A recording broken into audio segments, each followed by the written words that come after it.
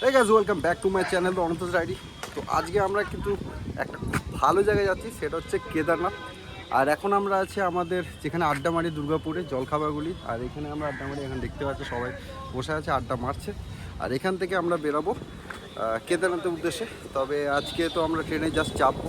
তো এখান থেকে শুরু হচ্ছে আজকে আমাদের জার্নি। আর আজকে হচ্ছে তোমার শনিবার, মোটামুটি 1:30 বাজে এখন, 3:30টার সময় ট্রেন। তো চলো রওনা দেওয়া যাক। কৌশিক চেপে গেছে অভিজিতের বাইকে, আর আমি যাবো রনির সাথে। চলে এলাম। তো এটা হচ্ছে বিরিঙ্গি কালীবাড়ি, আমাদের এখানকার একটা ফেমাস কালীবাড়ি। আর এখন আমরা আছি ব্যানাচিতে বাজারের উপরে। তো এটা দেখতে পাচ্ছ, এটা হচ্ছে আমাদের বিরিঙ্গি মোড়।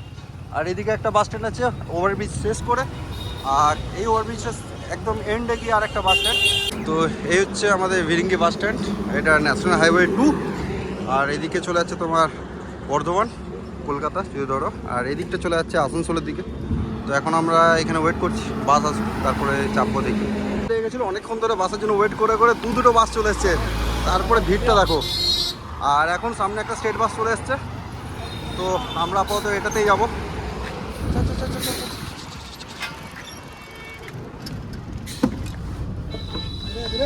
বাসে তো উঠে গেছি, কিন্তু সিট একদম নেই, পুরো ব্যাকআপ।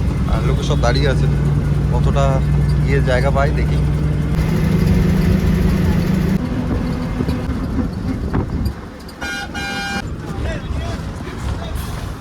এই মুহূর্তে আছে আমরা এখন রানিংয়ে, আর জাস্ট সিট পেলাম এখন। তো কপাল ভালো, মোটামুটি 20 কিলোমিটার পেরিয়ে গেছে অলরেডি। আর টোটাল এখান থেকে আসানসোলের রাস্তা 40 কিলোমিটার। তো জাস্ট আমরা এসে পৌঁছেছি আসানসোল।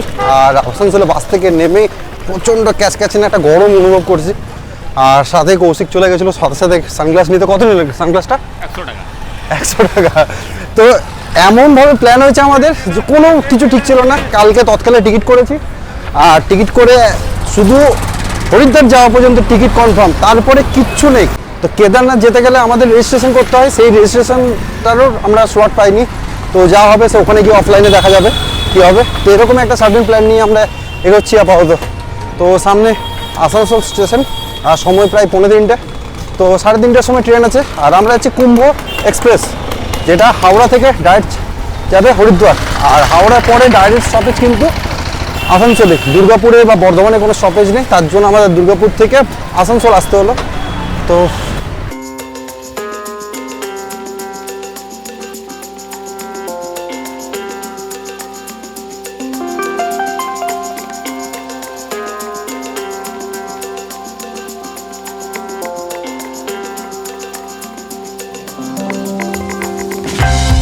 পৌঁছে গেছি। আর স্টেশনের ভেতরে যে ট্রেনটা করছি। তো ট্রেন এখনও মোটামুটি 20 মিনিট লেট। আর এখন আছে অন্ডাল, আর টাইম তো হয়ে গেছে। তো রাস্তার জন্য কিছু খাবার নিয়ে নেবো। এখানে দেখতে পাচ্ছি ইডলি পাওয়া যাচ্ছে। তো কত করে দেখি? পার্সেল হবে তো? খানা নেই, পার্সেল होगा ना? ইডলিকে করে নিয়েছে পার্সেল, আর প্লেট দিয়ে দিচ্ছে 2টো। তো এখন কুম্ভ যে ট্রেন আছে সেটা আমাদের আছে 4 নম্বর প্ল্যাটফর্মে। আর আমরা এখন আছি 1 নম্বর 2 নম্বর যে প্ল্যাটফর্ম, সেটা মানে তারপরে প্ল্যাটফর্মে আছে। তো চলো এটা নিয়ে প্ল্যাটফর্মে চলে যায়। আর ট্রেন প্রায় এসে গেছে, 10-15 মিনিটের মধ্যে ঢুকেও যাবে।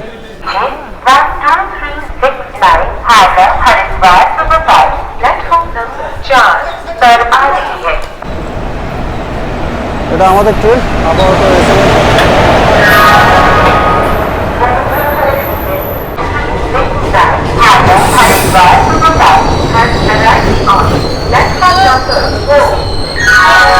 তো আমাদের বগি হচ্ছে এটা S5। আর ভিড় তো প্রচুর আছে, কিন্তু যেহেতু 10 মিনিট এখানে দাঁড়াবে, তার জন্য কোনো চাপ নিচ্ছে না। এটা হচ্ছে আমাদের বগি।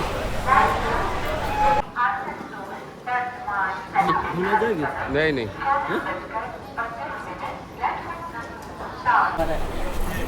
ठीक है भैया। पैन कार्ड सब कुछ उन लोगों को मैंने चलिए आगे তো আমাদের সিট হচ্ছে 29 আর এই 30, এই দুটো আমাদের সিট S5। ঠান্ডা ঠান্ডা হাওয়া তো আসছে এখন, ওয়েদারটা ঠিকই আছে। আর এগুলো রাখতে হবে ভাই। উপরে রাখ, আবার এখানটা ব্যাগটার পাশে রাখ, এখানটা।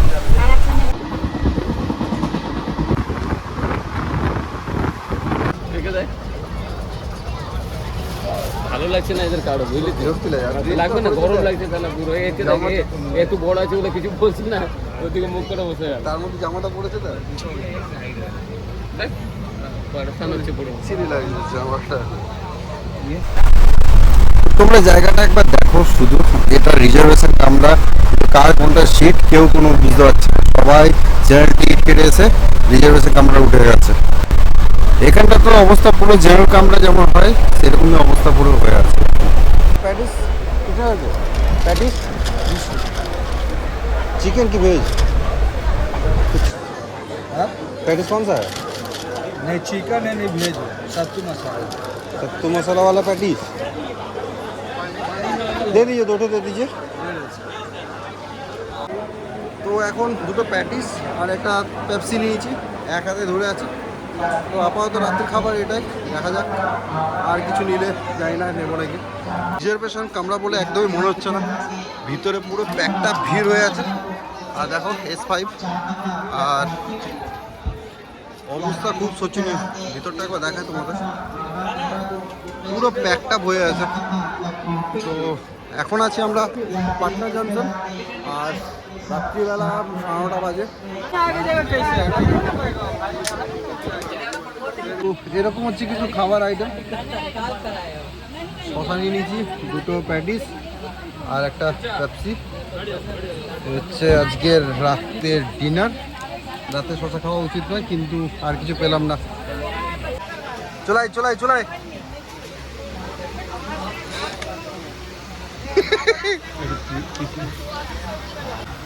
প্যাটিস নিয়েছি, এ ভাই ট্রেন ছেড়ে দিল।